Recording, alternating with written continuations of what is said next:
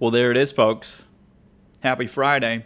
Happy weekend. Those of you leaving early, have a great weekend. It was a good week.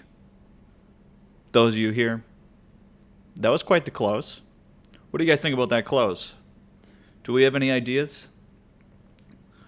I would say my idea. I think the big boy realized coming in towards the end of the day, oh shit, I gotta get into a position. Where are they gonna go? They're gonna go into what provides liquidity, which are the big boy mega caps, right? So you guys mentioned Tesla, Apple. Most of it was on the larger cap side. Of course, the whole market sort of, if we even look over here, the Russell started to pop a little bit, but most of this was tailored towards larger caps towards the end of the day, which was really a byproduct of just melting up through the entire day. And from the sort of sideways trading, which calling it sideways trading seems a little strange, but we are basically at the same level as we started. Most of this was whipping back and forth, causing a lot of maybe anxiety and maybe unknown in terms of whether we're going to consolidate or not. But, finishing back at this level, there's plenty of reasons to put positions on into the weekend going towards next week. There's no signal that this rally or the idea of trending through all-time highs is going to stop. The question was whether we were going to consolidate or not. Using the S&P here as a decision, because when we've had value lead with small caps through to the upside, tech and the larger caps were further behind, and here we are. They've instead held the trend, which of course value is looking towards for the rest. Everybody wanted to catch up. So looking at this, tech coming back a little bit. When you look specifically at some of these tickers, you don't have anything that tells you that this is going to get any help. Like, no one's coming to save the Apple chart, right? No one's coming over here to save it. You're going to need the market to continue to trend for these kind of charts to come back and to be worthwhile. Today's kind of a good example of where you can see some of that come in towards close because you need liquidity, right? So whether or not these are bets that this is going to come back towards the end of the term, or like in a long-term sense, it's mostly just you're getting a bit of a discount. If you're willing to buy up here in this supply, you're willing to buy down here. It's really the same trade in that aspect. Not so much, okay, for sure we're going to be up here. No, we're not for sure going to be up here next week. Definitely not. Not on like a chart like this. So when you see something like this, maybe move at the end of the day. No, that's more of a fear buying and buying at a low opportunity. When we look at a lot of these charts, and again, I would just kind of look at the value side with the small caps that we've been doing. When you think about the trends in here, even 2 days ago on this whipsaw, and then yesterday, we've kept sort of the same mentality that we're going to be buying on those dips. And those of you that have done so have obviously been pretty successful with buying on these, right? Whether you need to get out of it or not, I think on the average, we have a very good understanding of the average, right? And the best part about this is that this is just one facet of really the biasness in the market as a whole. It has nothing to do with a lot of the positions that we're actually actively trading. And if we look at what did well today and what has done well this week, when we wrap up this whole week here, there are a lot of charts that I would expect most of you to be a part of.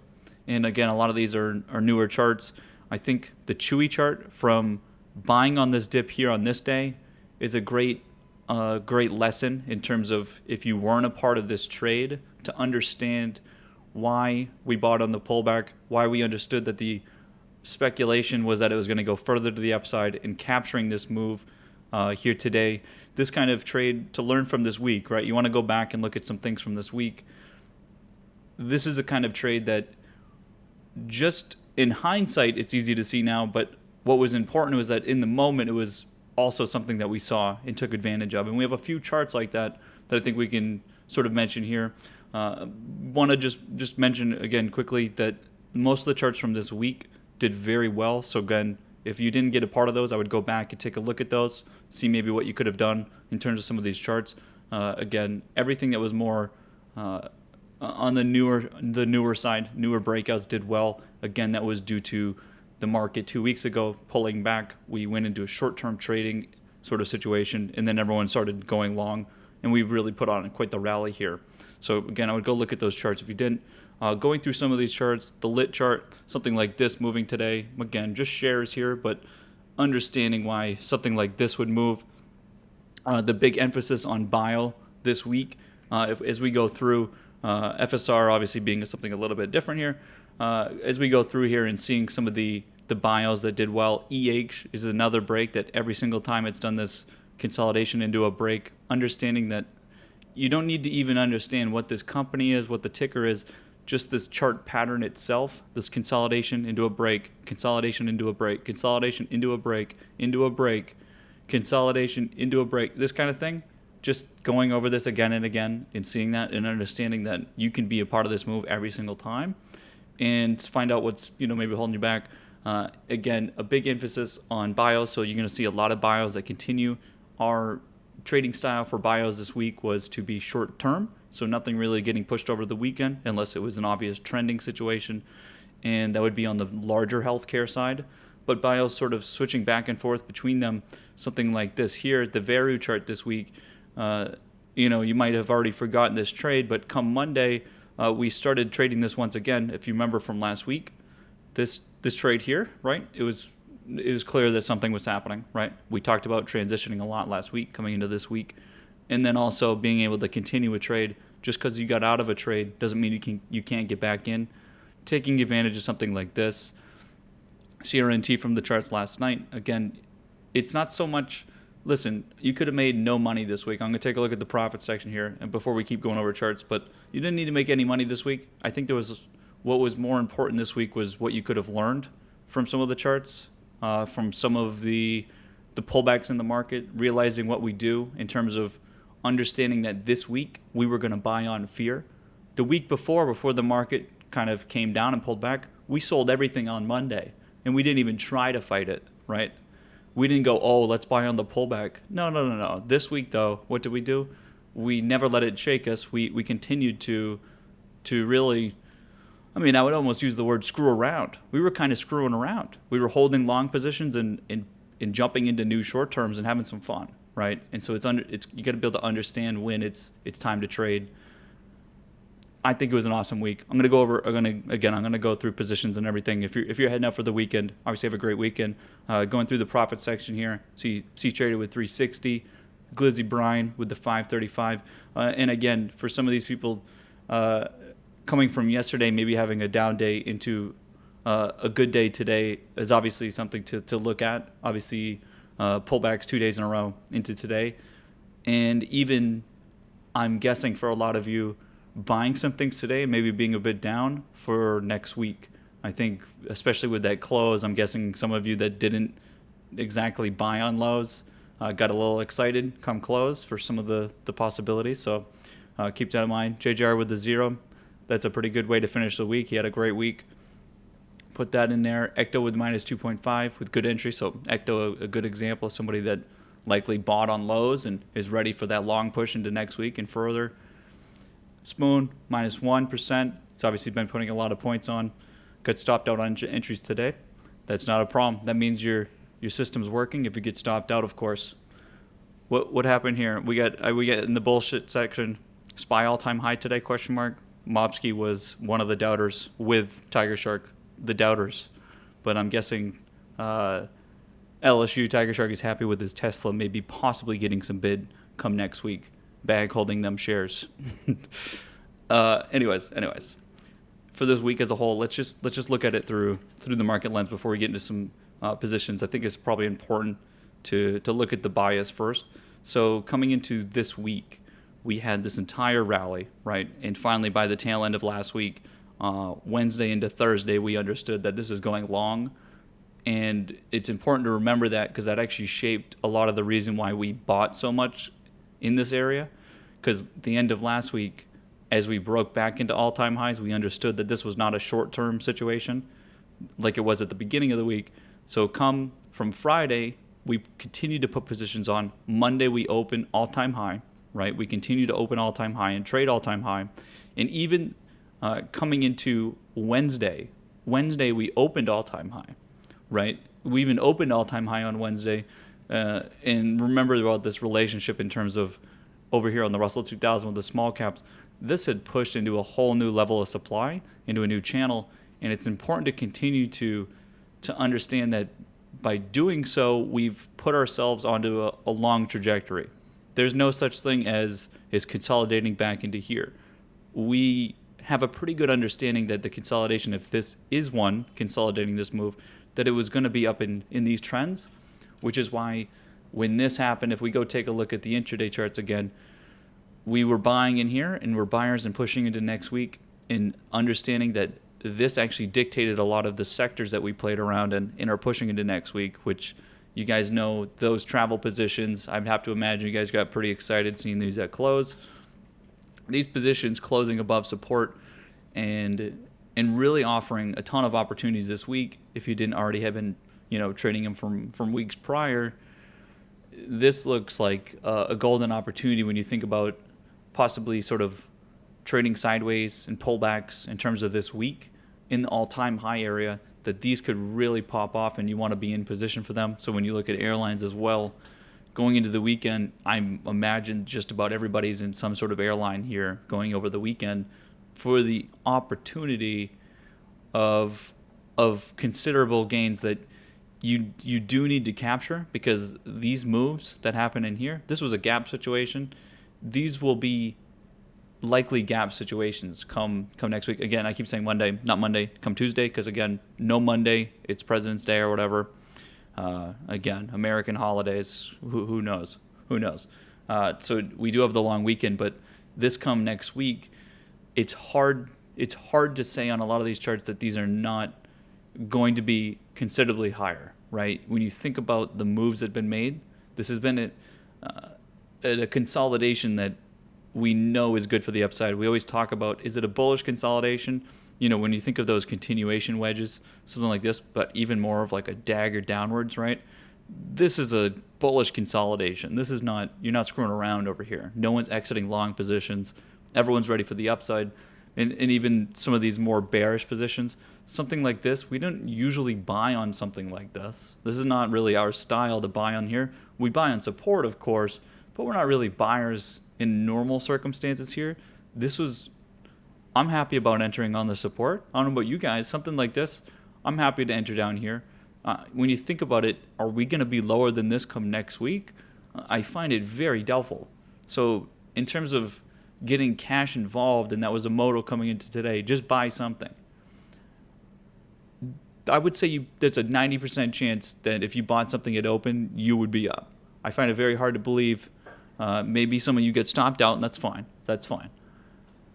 I find it hard to believe that if you bought a few different things, that you would not be up right now, and especially come next week, right? It's just, that's the situation, and it's important to realize when that time is, and also from the volatility this week. Take a look at the volatility index, spot VIX. Does this look like to you we were pulling back or consolidating? No. And so if it's not there on a macro level, if it's not there in terms of the dollar, in terms of the things we look at, then we can't go make a decision that we need to remove ourselves from positions. There's plenty of people, guess what? There's plenty of people that are just sitting on cash right now, and they can be happy being on the sidelines. That's fine. I wouldn't be happy right now. I wouldn't be happy going over the weekend knowing that I'm not in position.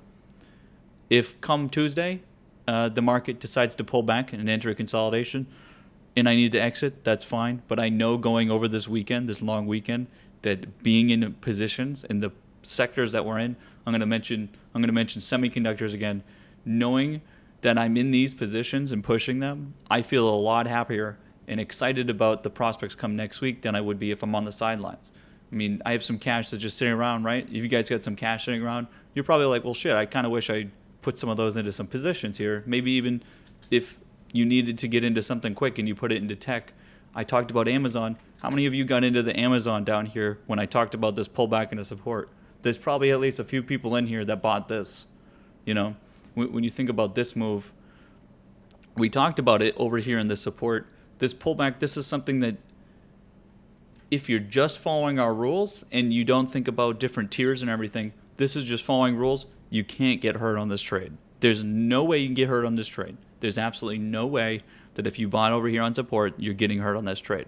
We talk about it that this chart isn't going to just decide to change direction without giving you hints. Even this changing of direction, there's tightening that happens over daily candles, and you'll be able to make a decision. Even this here is, there's nothing wrong with taking that trade. A good example is Facebook. Look, at Facebook didn't move anything, and our short Facebook idea still holds. So short Facebook, right? Anyway, take a look at mega caps. I just want to show you guys the differences of some of these. Google holding this level, we talked a lot about from this gap up that if it held this level, that this is a great indication of whether or not that market was going to, the mega cap market and the tech side was going to be pulling back or not. Because if Google can hold from this gap up here, then nothing is going to really bring back or bring down sort of that tech side if this is going to hold. This would be a leading indicator. Just like Tesla sort of was a leading indicator to EVs being a little bit bearish, right? So if we look over here, this move was really dictated by sort of the big boy in the room being Tesla holding back this trade. Now, it's hard to get shaken out of even this trade over here. I find it, if you've bought over here anywhere, or if you're from still down here, there's no way you got out of this trade. There's just no way. I mean, no one even exited the trade for a reason. Anyone that got in long, did anyone exit this position? No, it's still at the same price as it was to start the week, right? So when you look at this position, even here, I would have to imagine you have plenty of people getting in there. GM is the only exception of those new companies that we considered EVs. So even over here, though, this is even an opportunity. We talked about it. So even the charts that are not as bullish as some of the others, and again, we have some charts that stand out so strikingly obvious that I wanted to kind of piss some of you off of how easy some of these charts are when we go through some of these. This fiber move, if you miss this fiber move, you should feel a little, you should feel like wherever Wiz is, he's probably in basking in glory right now with some of his trades. But this trade, if you miss this, when we first bought over here on the trend line, transitioned here today, you should feel a little silly. You should feel a little silly, especially if you traded something that maybe was heading towards the downside and didn't show obvious breaking potential, right? This is the kind of trade here.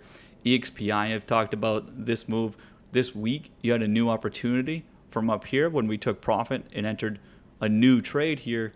This is the kind of trade that this chart's been so bullish. If you want to be a buyer in something and you don't really know, then you enjoy it. You enjoy buying something like this here because, again, the opportunity is there because of how good the chart's been here for so long in terms of a trend, right? So keep looking through these charts again. The Chegg chart, I'm gonna mention this because again we talked about this quite a bit here, and we even got a little excited intraday, mapping out this pattern here intraday over here.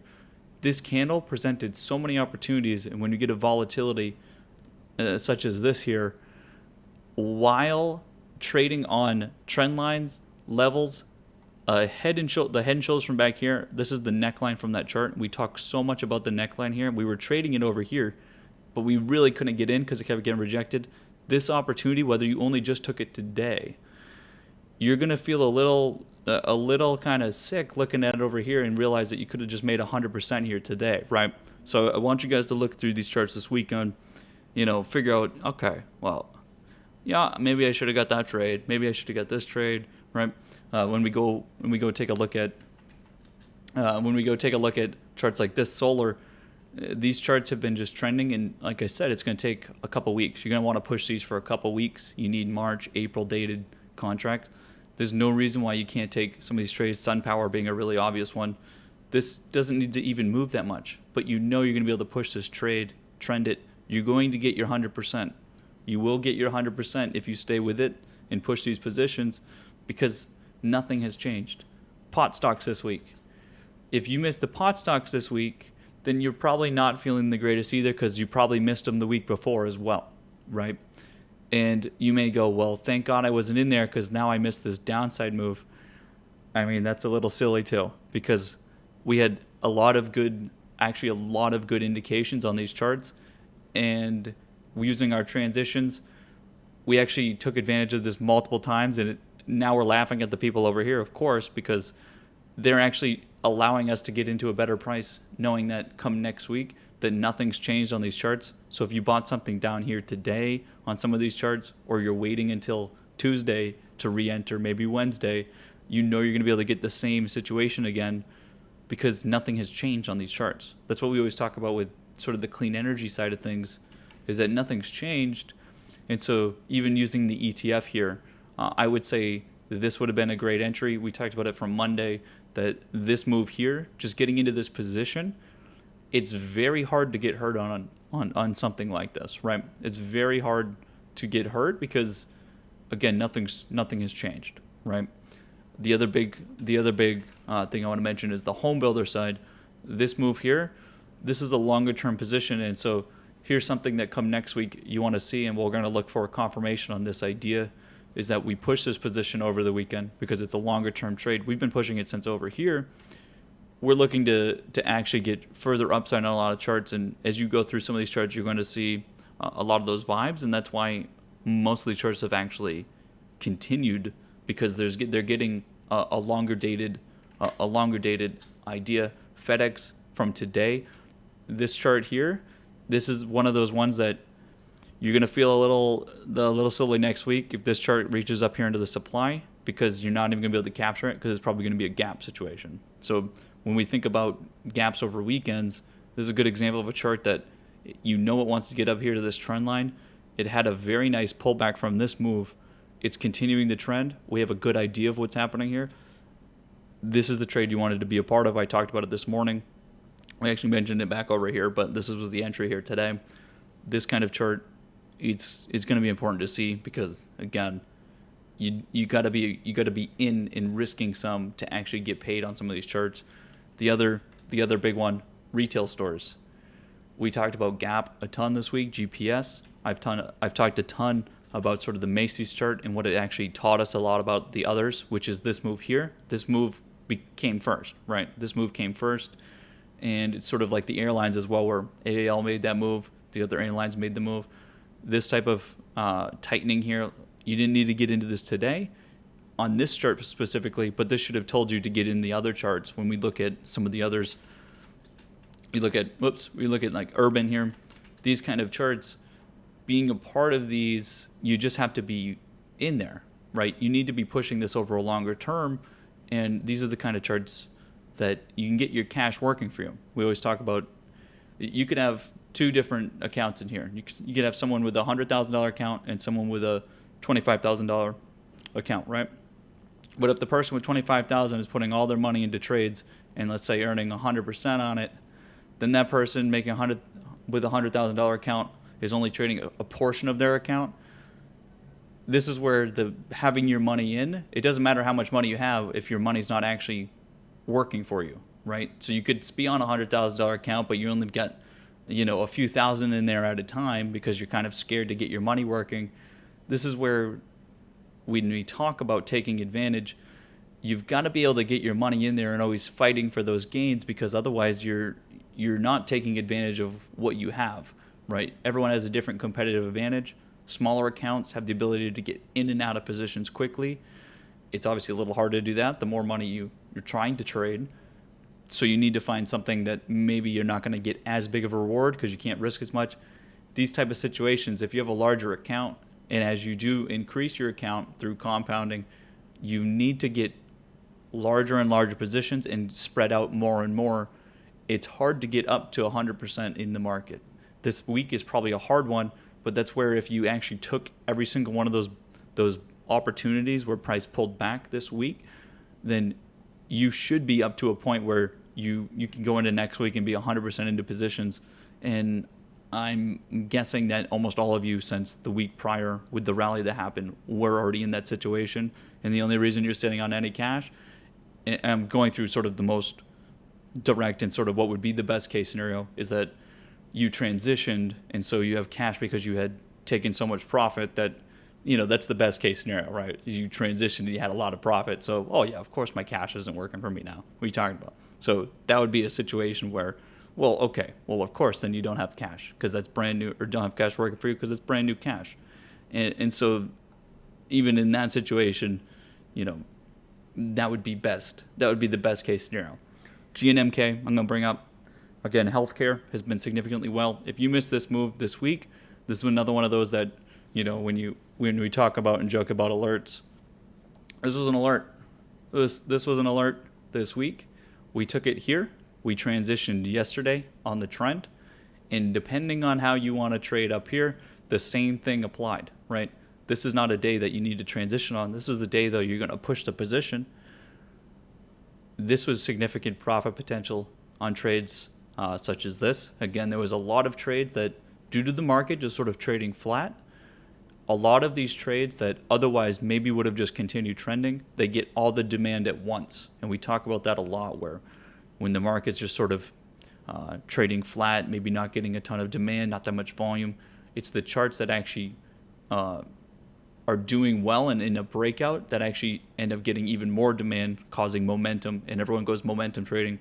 The most obvious chart is Roku. We've talked about it before, where the market could be doing nothing, and so then everyone goes and buys this one chart. And this is kind of an example of something like that. I mean, this week again, this is the kind of move that I think a motto from this week again was, you forget about the charts that just continue to do well. You don't even need to spread out over multiple charts.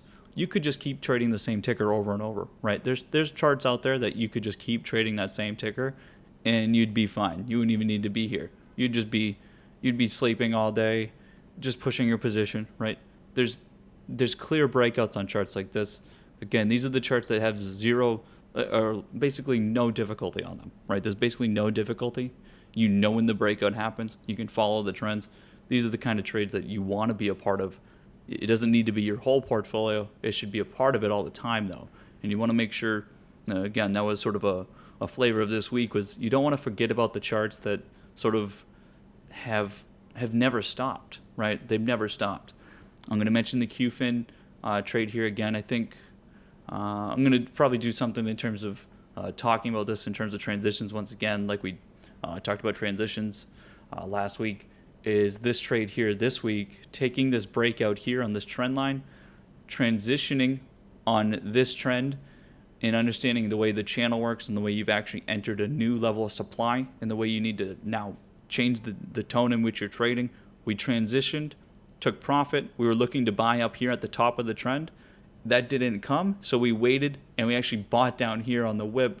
And so you got this situation where, just following our rules, we actually get to take profit well up here, well above, and also avoid this entire loss that actually happened in that space, which again, a 14% loss here in intraday, on an intraday, is going to blow up your options position, right? It's going to blow up the options position.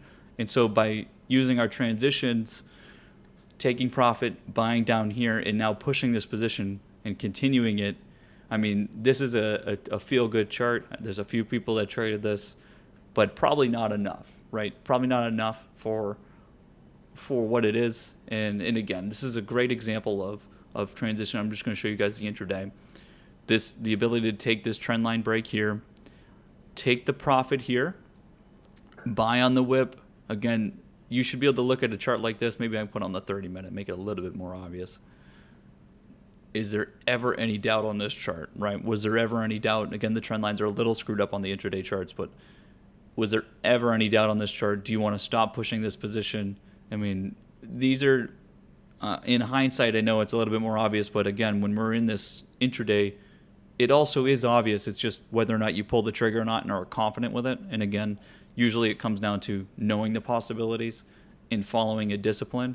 You will become disciplined, and you can see other people in this chat that have done extremely well. You become disciplined if you have a good strategy and you're making money, right? And you'll continue doing something if it's working, right? And so this works, right? And you'll continue doing it successfully, just like on the pot stock trade. No one should have got hurt on the pot stock trade, right? And so if you are disciplined and consistent, you will continue to avoid when this happens. When this happens, you'll avoid it every single time, while still on charts like that Roku chart that we looked at, you'll be able to push through everything, and you can still continue to the upside, right? And so we always talk about minimize the downside and maximize the upside. That's the way to to become actually profitable. Otherwise, you will actually just be broke even and you won't have any alpha. If you're not pushing winnings, then of course you're not going to be profiting, right? Because your downside is just you're going to have too many trades where you're hitting probabilities and the variance is going to cause you to lose, right? You're just going to cause you to lose. Even if stonks only go up, you go long, you're going to have situations where just due to probability and variance, you're going to get caught in a consolidation, right? These type of ideas, you have to be able to handle these type of situations where knowing that this is just continuing, right? So many people are going, well, I'm going to sell over here because, this is not good enough for me. And I don't know, I only want to trade this chart. You start to get into biases and, I'm only going to trade Tesla. Like imagine if you only trade Tesla. Yes, we take the Tesla trade every time it pops up, and we can, because we know there's great technicals in terms of breakouts and people get hyped about it and excited about it. But if you're still trading it over here, right, we tried multiple times and we realized, okay, we're going to need to wait for a breakout, just like on every other chart. If you're still sitting in this trade, only because you can't put the cash anywhere else, that should be the reason. Or if you're like sitting in shares and you don't care and you're a lazy boy trader, right? Then that's fine. But again, you don't want to get stuck into trades. I think the Neo trade probably, it's like I talked about. We were sitting in it. It did finally make a move, and I talked about it here coming into today, that if it did not make an upside move, I would be out of it. Not in this position, and I'm not going to be sitting in here waiting. If the chart breaks through this resistance, breaks through a trend line, then I'll be all over it. But a lot of times we get caught up in this idea that, I'm going to just trade Neo here because I believe in this chart because of yada, yada, yada. I think they're going to, these stories that we tell ourselves, again, you got to get out of it. And I think this week is a good week to explain it, because there are probably people that, if they continue to do what was working for them and maybe keep removing biases, would have done a lot better this week due to really the trades that were out there and available, right? They think there's like good examples with like the energy trade this week, that this kind of thing, you end up missing the moves because you're caught up with other trades or REITs. You miss the REITs moves because you just don't care. You're like, I don't really care about REITs. It doesn't matter if you like what they do or not. You don't care what the company is or what the sector is, only if it's going to make you money. You're not here to be an investor and care about the company and be an owner or some shit. That's ridiculous. Like, I think a lot of people make trades just because it's like, well, I believe in clean energy and I'm all for clean energy, but I don't only trade clean energy because I'm an activist, right? That has nothing to do with what we trade. If there's an oil company that's ruining the planet, that's not going to stop me from trading the stock. I'm not going to just not go buy options, right? So that kind of idea, I think there was some of that this week, so I'm going to point that out for those of you on the recording as well. You know who I'm talking about. Keep those in mind. Let's head over here to the Zoom chart. What are we doing with the Zoom chart? We talked about it when we re-entered it over here. We're going long term. If you're sitting in February monthlies over here and you're taking on water because it's not moving up fast enough, even though it's up on the week, well, then that's because you're not paying attention, right? This is the trade that you're pushing long term. We want long-term gains out of it. We want to be up in here. We don't even really get started until we actually come back to the high of before, right? It's like the mega cap charts that they actually need to get back to the all-time high before they can even do anything, right? So all we're doing is capturing that move, which is no slouch of a move, because if we get this move, that's about 52%. If anyone here is going to complain about 52% on the underlying, which is, again, 52% on the underlying on a chart like this, is you're really starting to push that 500% or something zone on even just at the money, like April's from down here. You're talking about like 500%. I'm pretty sure that people here are going a little short termer than that, like March monthlies. So you're talking about some significant profit if this continues into next week. I would say that this move goes next week. You think about this chart, it's been consolidating towards the upside, trending.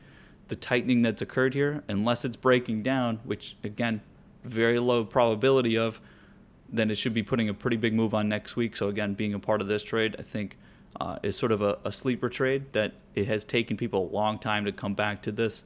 And again, that might be what happens with tech next week, is that, something, this is why I took the Amazon trade, a little bit less of technicals, other than obviously an obvious support buy. I think this is the kind of trade that you've had maybe some just removal of demand because of other things that have been happening in the market. And I think that does come back to the flows idea. When we think of flows over fundamentals, sometimes money's just flowing to somewhere else. Something else is hot right now, and they're not paying attention to it. We know these charts are really not in the correct spot. They've been consolidating for so long because they broke out by so much, but we know these charts should be trending, and there's value there. Not even that they're growth, that there's actually value there in terms of picking up trades like this. So come next week, we're going to be certainly focusing on tech a bit, because I did talk about it. You did need to see these put like 1% on. So they're either going to break down or they're going to put some points on, because this needs to make a decision. You can't just trade like this forever, because people will dump long positions. This will get dumped. If this is not going to go up, people will dump this position, right? Apple is massive. This is trillions of dollars being in the shares and betting on it, right? If it's not going to move, then that money is going to go somewhere else. And yes, it has been on a lot of these charts, but it's the same thing going forward. It doesn't change, right? So we're going to keep following those flows. We'll probably get some ideas before we open on Tuesday, right? Based on Asia. Asia with the Hang Seng actually has been such a great chart in terms of understanding. I would also, for those of you that haven't really been using this chart, go take a look at the Hang Seng. Again, Hong Kong is really the tech hub in terms of what we understand with Asia. Europe is a little bit more value oriented. This is certainly leading. And our charts have not caught up to this tech idea yet with the Hang Seng. Look how easy these breakouts are to see. This is sort of, you look at this and it looks like some of the other charts we have, sort of looks like the forward chart or something, right? Where it's possible that maybe they were lagging and now they're catching up. This is the move that they're going all-time highs on tech. We need to be ready for NASDAQ to continue. And this is where some of those intermediaries come in. We've been talking about some of those intermediary tech companies, which, again, we've gone through some of them already here today. Those charts are sort of like a Roku, these random internet companies, some of these companies that it doesn't really matter what the company is, right? We only care about the FANG stocks in terms of like actual companies, and we actually think about them as companies. The others are just tickers and tradable options, right? But this is sort of leading that. Again, there's Chinese tickers that continue to look good. BABA, I'm pushing this over the weekend. Whether it moved or not, we know it's still above these levels, and the chance is there. And these are gap chances, because if the Hang Seng pops off come next week, these charts are just going to go. So again, the Billy chart, sleeping on these charts is probably not a good idea. I mean, missing this move already crushed some people. Missing it again when there's more volatility is even worse. So, missing it the second time is bad. PDD is a good example. Something like this trading up here, that you're going to have a chance to go make a ton of money on a trade like this, right? So keeping those in mind. Again, we're not, if a chart doesn't end up working out, then we forget about it. It's the charts that do well that we always remember, and we're going to keep trading them until they're not that, right? So that's sort of why I kind of hone back on charts that have done well, because they present the opportunity the same way each time, right? These breakouts present themselves, and we actually can follow the flow of the money a lot easier when it's tied to different sectors and then different indices. This certain indice being that it's China following, and it's also a tech following, with when we think of the Hang Seng in that sector moving together, sort of like we do with semiconductors, right? Semiconductors being a sector, if the chart's also bullish, and if it's a part of a value idea, maybe solar being the example, right? Solar being a clean energy, that's a +1. Semiconductor, that's a +1.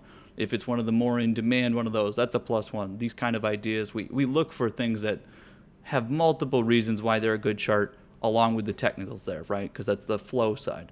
There's a couple charts I wanted to mention. Let me bring them up. So DraftKings and Penn, these charts here, buying on this pullback here is another example of, you need to be buying on support right? That rule has never changed. That is the primary rule. This is the kind of chart that you have a couple of facets here. Buying on support, and it's the weekend. You love to put this kind of risk on for the weekend, and retail has finally stopped trading GameStop and dicking around with the meme economy, right? They've finally stopped, and so they're coming back to the charts that they trade and they enjoy. You know, you've got all the, again, this is a flow thing where a fifth of the volume is retail.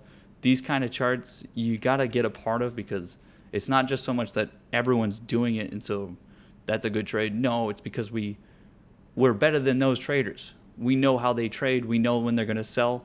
We know when they're going to buy, and we want to be selling to them when we can, right? Because we want to be getting out of positions when it's time, and we need buyers, right? We need buyers. These kind of trades are trades that continue to watch. I'm going to bring you over to the AMC and the BB charts as well. Talked about BB being a buy here today going into the weekend. This kind of trade is really easy just to put on for the weekend, right? It's really easy to put on for the weekend. Talked about it from open. Picking this up from open, you're going to have a hard time getting hurt. Even if you bought in only here, you've got about 5% on the day from wherever you bought it open.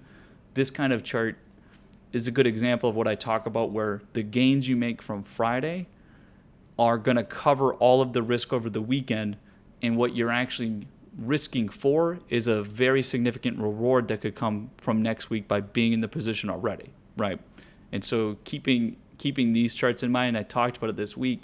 Don't forget about when we're trading to the long term and on trends that you do have these short-term trades, that you're making those long-term trades for that 100% over 2-3 weeks. These charts will offer it over a weekend, right? And so I always talk about, don't forget about those trades, because they're right there. This trade didn't end up happening, right? AMC didn't get above the level, and so you didn't need to get caught, right? Sometimes it's not going to happen, right? And it's important to realize that, okay, you're looking for it, and it's just not there, right? And so this is a good example of, yes, we wanted to maybe get a part of this trade. We're watching it closely, and then it didn't happen, right?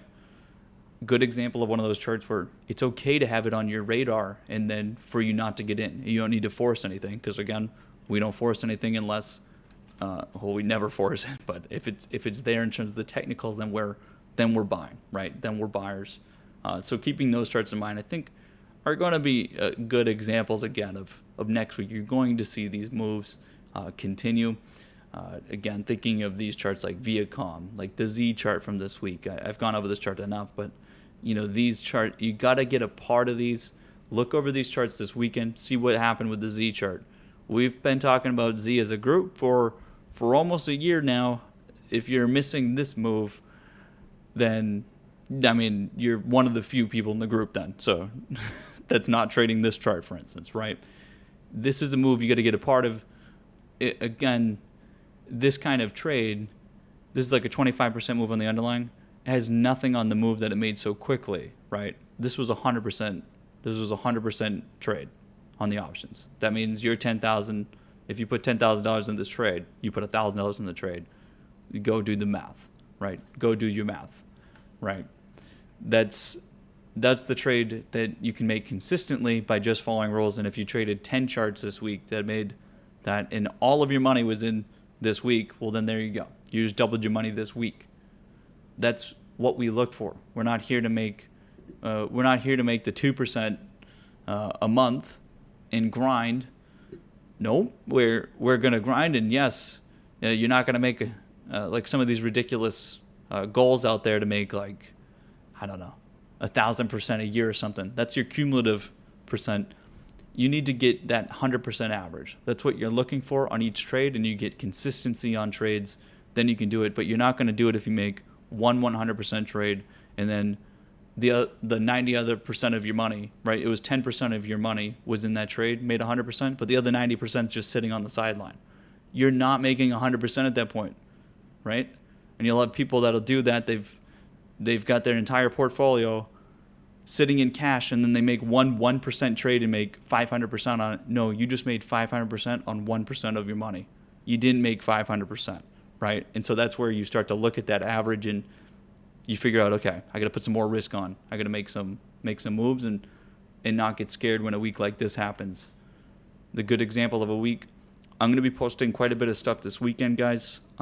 In terms of some other things besides the charts in the market, for those of you on the recording as well, I'm going to be doing the IB tutorial. So those of you that have specific things that you want, you need to let me know, because otherwise I'm just going off of what I think you should know in terms of IB. So I'm not going to be going over some, I know there's probably some ridiculous things you guys want me to go over, like the probability lab, the volatility lab, all of those different tools, and thinking you've probably been screwing around in there, dragging the probabilities around and having it build like the strategy builder in IB, the IB strategy builder, showing you different strategies to go to buy. You're buying 390s up here and then you're selling the 420s, all kinds of crazy shit like that. Probably not going to be going over that unless you specifically want something done in terms of those, because again, that doesn't really fit with our strategy. We don't really need to use multiple option strategies when our whole idea is to take something complex and simplify it so that we can execute sort of at a perfected level because of discipline, right? So maybe ask things that are a little bit more oriented with trading with the algo. When should I be using the limit? That's the stuff I'm going to be going over, but you want something a little bit more in depth on it, let me know, of course. So watch out for that. I don't know if I'm going to have that by Monday. We'll see. I'm going to try to do it over the weekend. So watch out for that.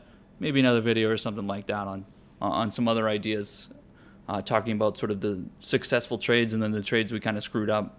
So watch out for that.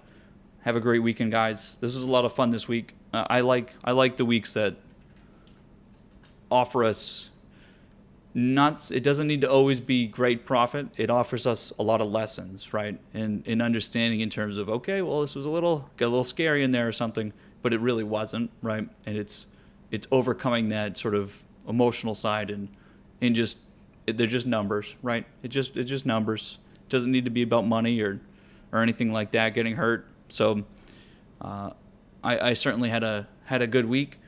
I will see you guys next week. Again, there's no Monday. There's no Monday trading. Holiday for the Monday. So I will see you guys on Tuesday. I will be posting stuff this weekend, though. So have a great weekend. Have a good morning, good afternoon, night, wherever you are, and enjoy.